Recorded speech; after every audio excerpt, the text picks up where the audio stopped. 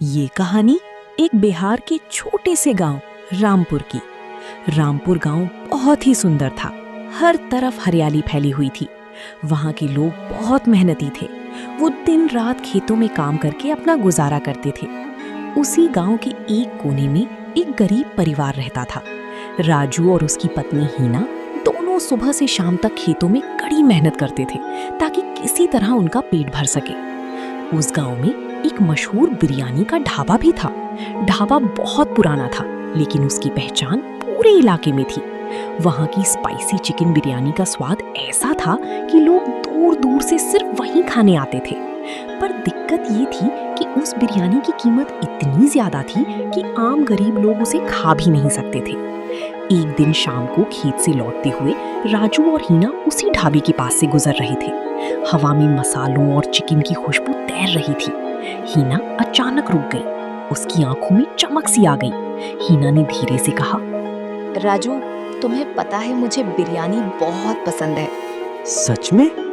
तुमने तो कभी बताया ही नहीं। बताती कैसे, वो बहुत महंगी होती है।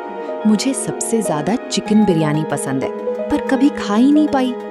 अरे हिना, महंगी कितनी होगी? 100-200 से ज्यादा क्या ही होगी।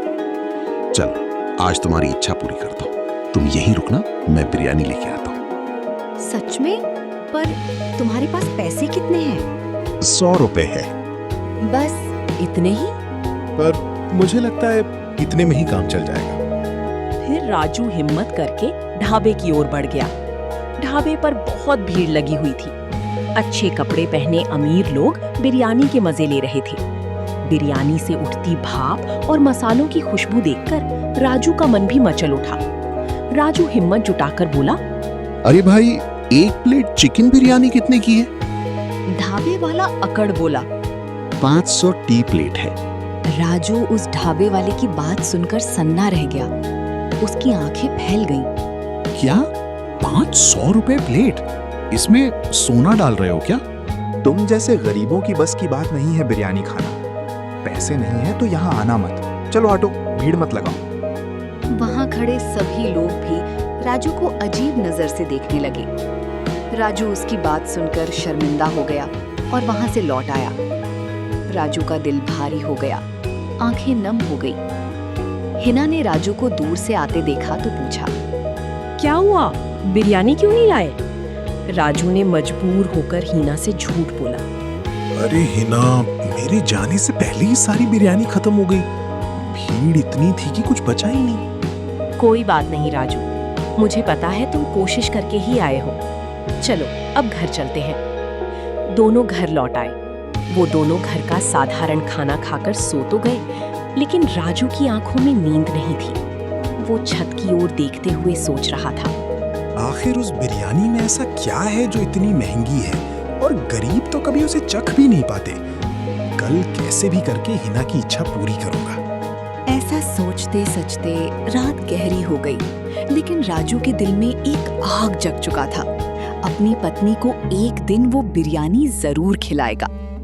अगली सुबह ठंडी हवा चल रही थी। राजू और हीना रोज की तरह खेत जाने के लिए उठे, लेकिन आज हीना थोड़ी थकी हुई लग रही थी। हीना बोली, राजू, आज मेरी तबीयत कुछ ठीक नहीं लग रही है। मैं खेत में काम करने नहीं जा पाऊंगी।